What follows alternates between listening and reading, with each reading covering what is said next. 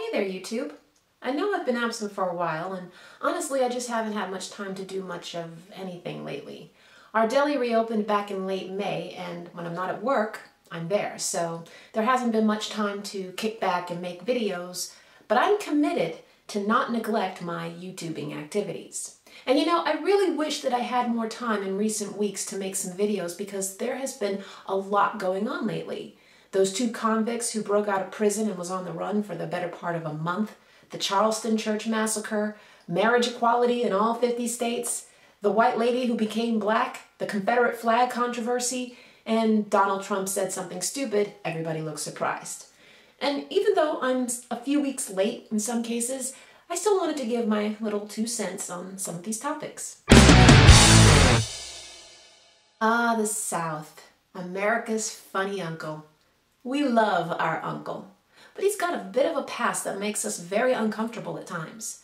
And it's not like we can't forgive and move on, but when Uncle Dixie acts like he's proud of the fact that he molested us when we were kids while insisting that the swastika isn't just about Nazism, it's only natural to conclude that he'll scrape up any excuse to show pride for what is one of our nation's largest shames. My father's family have been Southerners since they were brought to the New World centuries ago.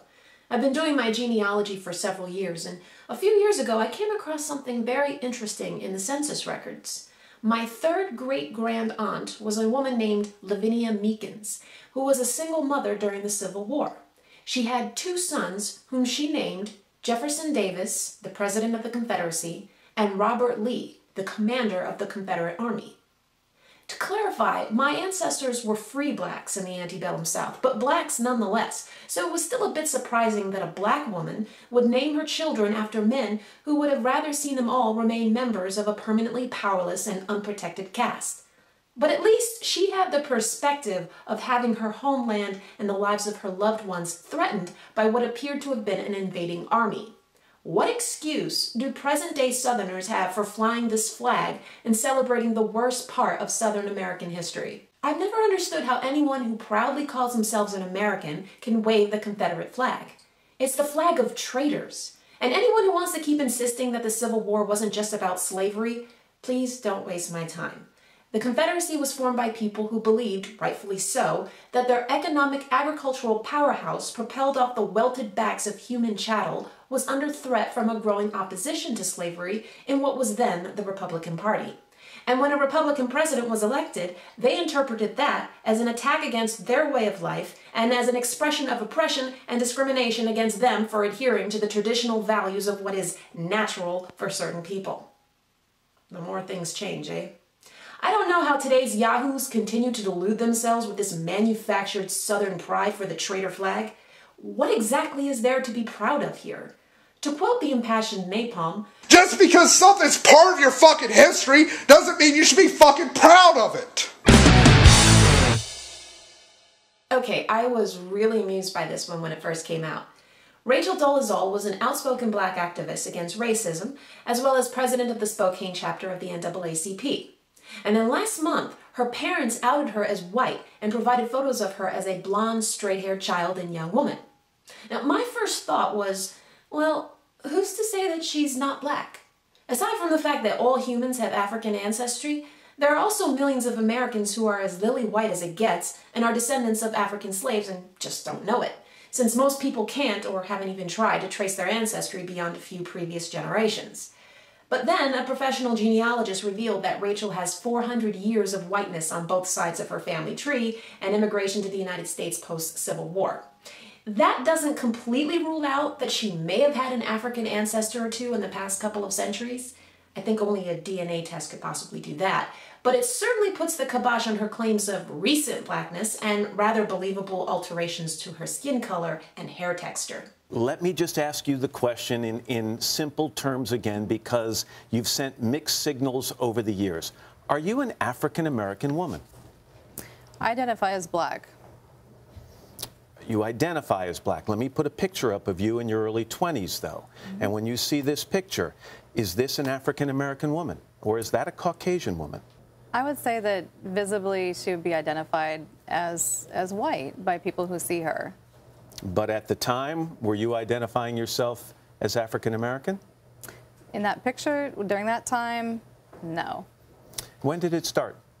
I would say about 5 years old. You began identifying yourself as African American? I was drawing self-portraits with the brown crayon instead of the peach crayon, and the black, black curly hair, and yeah, that was how I was portraying myself. I have a huge issue with blackface. This is not some free birth of a nation mockery blackface performance. This is on a very real, connected level. How I've actually had to go there with the experience. Okay, so Rachel must have had a great deal of self-loathing in her life to make her want to reinvent herself. That's hardly uncommon in our society, and it's not even rare for people to falsify their heritage to do so. And in my opinion, the only serious ramifications I see in this particular case is if Dolezal defrauded any organizations, companies, or schools by ethnicizing her identity.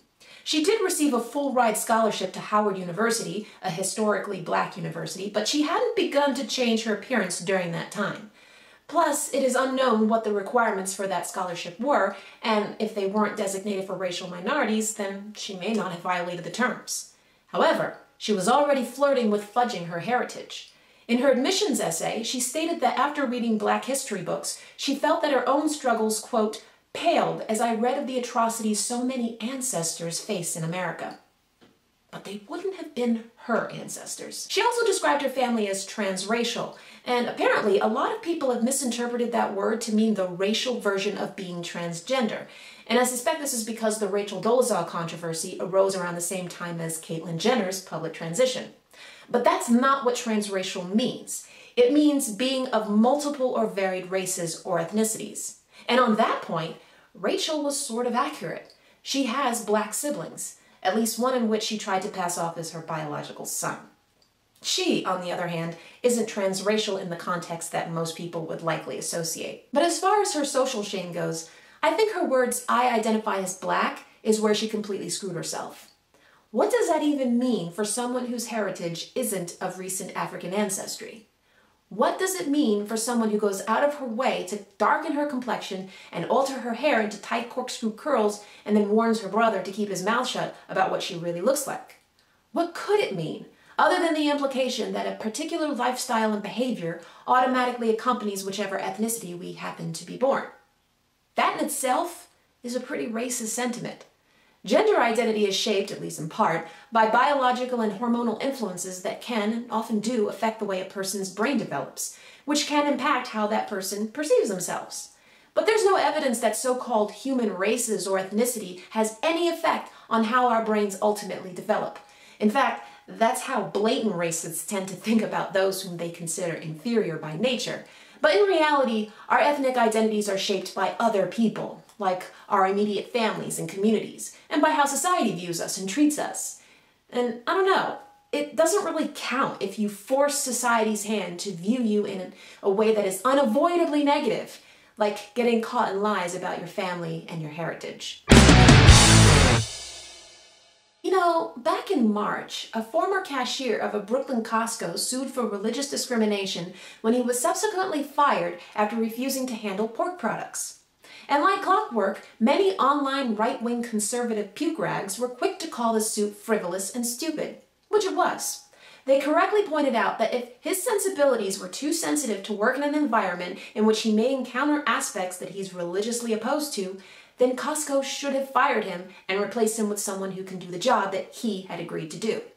But somehow, that attitude didn't transfer when the Muslim cashier became a Christian county clerk and the pork a marriage license being requested by a same-sex couple. If Muslims can't impose their religious restrictions onto other companies or other people, then neither can Christians or any other religion. If you won't do your job because God objects, then quit. Can you believe this leather-faced fuckwit actually thinks that he's going to win the Latino vote after declaring that all illegal Mexican immigrants are violent criminals? I don't know what's scarier. The fact that this sorely out-of-touch racist ass clown has such a cult following, or the very real possibility that others in the GOP secretly agree with him but understand that their political careers would come to a screeching halt if they ever admitted it.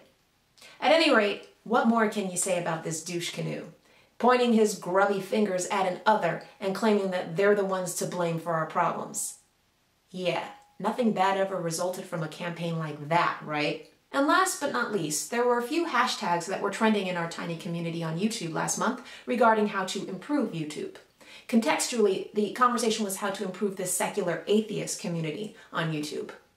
To me, it's pretty easy. Just pretend you're a grown-up and go from there. She was pure, every ounce. I was sure when her titties bounced everywhere.